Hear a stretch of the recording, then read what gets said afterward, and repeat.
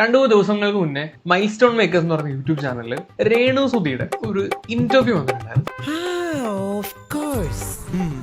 ഞാൻ ഓർക്കുന്നു, വല്ലാതെ ഓർക്കുന്നു. ഇന്റർവ്യൂ എന്ന് അതിനെ വിളിക്കാൻ പറ്റില്ല, ഒരു ഹോട്ട് സീറ്റ് സെറ്റപ്പ്. ഇനി ഇതിന്റെ വീഡിയോ ഉണ്ട്.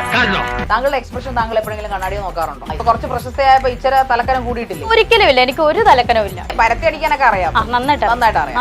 നിങ്ങളുടെ മോശം പറഞ്ഞോ? വിളിച്ചു വരുത്തിട്ട് അപമാനിക്കുക. ഞാനൊന്നും ആരെ അപമാനിച്ചിട്ടൊന്നുമില്ല, പക്ഷെ എനിക്ക് ബുദ്ധിമുട്ടാണ്, ഇന്റർവ്യൂ ചെയ്യാനായിട്ട് ബുദ്ധിമുട്ടാണ്, വളരെ മോശം. പോയിക്കോളൂ നിങ്ങളെന്ന്. എനിക്ക് സമയമുണ്ട്. എനിക്ക് ഇതെന്ത് കോപ്പിലെ ചോദ്യം?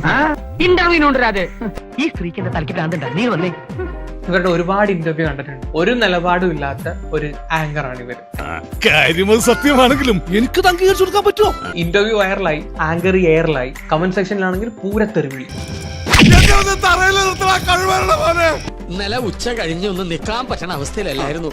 നിലം തൊട്ടില്ല, ഓട്ടായിരുന്നു ഓട്ടം.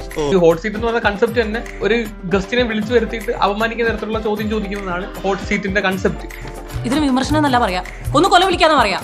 ഞാനും രേണു സുധിയും ഈ ഇന്റർവ്യൂവിന് മുമ്പ് തന്നെ ബെസ്റ്റ് ഫ്രണ്ട്സ് ആയിരുന്നു. Best friends in the sense ഞങ്ങൾ തമ്മിൽ ശത്രുതയൊന്നുമില്ല.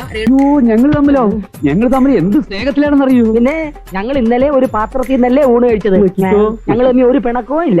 രേണു സുധിയെ തെറി പറയാത്ത 1,00,000 പേരിൽ അല്ല, തെറി പറയാത്ത ആൾക്കാരിൽ 1% ആൾക്കാർ തെറി പറയാത്തവരുണ്ടെങ്കിൽ അതിൽ ഒരാൾ ഞാൻ തന്നെയാണെന്ന് എനിക്ക് 100% ഉറപ്പിച്ച് പറയാം. എന്തൊരു തങ്കപ്പെട്ട മനുഷ്യൻ, ഞാൻ തെറ്റിദ്ധരിച്ച്. രേണു സുധിയും ഇവരും എല്ലാരും കൂടെ റീച്ചിന് വേണ്ടിയിട്ട് നാട്ടുകാരെ പറ്റിക്കുന്ന കലാപരിപാടിയാണ്. പറ്റിച്ച് ജീവിക്കുന്നവരാ പുല്ല.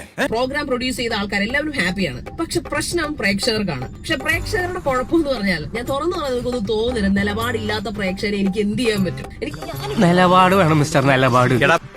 ഒരുമാതിരി ചൊറിഞ്ഞു വരുന്നുണ്ട് നിന്റെ വർത്താനം കേട്ടിട്ട്. ഈ ഒരു വീഡിയോയില് ചേച്ചിയുടെ നിലപാടാണ് ഞാൻ മെയിൻ ആയിട്ട് കാണിക്കാൻ ഉദ്ദേശിക്കുന്നത്. ഇത് ഞാൻ പൊളിച്ച് നിന്റെ പമ്പരം കറക്കണ പോലെ കറക്കണ മോനെ. ഇവര് പറഞ്ഞ കുറച്ച് കാര്യങ്ങൾ ഞാനൊന്ന് വെക്കാം, അത് ആദ്യം നിങ്ങളൊന്ന് കാണും. ആയിക്കോട്ടെ, ഇന്ന് നമുക്ക് ഇവിടെ തന്നെ കൂടാ. എല്ലാം അറിഞ്ഞിട്ട് തന്നെ കാര്യം. നിങ്ങളൊക്കെ ഈ ഓൺലൈൻ മീഡിയയും അതോടൊപ്പം ഈ അവതാരികയെ വിട്ട മേലാളന്മാരും അല്ലെങ്കിൽ ഈ പറയുന്ന പ്രതിനിധികളും ഒക്കെ ഒന്ന് നോക്കിയാൽ കൊള്ളായിരിക്കും. കാരണം കുറച്ച് ക്വസ്റ്റ്യൻസ് പ്രിപ്പയർ ചെയ്ത് എന്ത് വൃത്തികേടുകളും ചോദിക്കാമെന്ന ലെവലിലേക്ക് ഓൺലൈൻ മീഡിയ തരംതാണ് പോകുന്നത്. അല്ലെങ്കിൽ തന്നെ കുറേയധികം പേരുദോഷങ്ങളുള്ളതാണ് ഓൺലൈൻ മീഡിയക്ക്. എന്താ ഉറക്കം വരുന്നു. ഇത് തന്നെയാണ് നമുക്കും പറയാനുള്ളത്.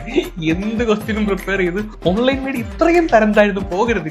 അതെ, ആദ്യം നീ നന്നാകാൻ നോക്ക്, എന്നിട്ട് മതി സ്വയം നന്നാകുന്നത്, കേട്ടാ?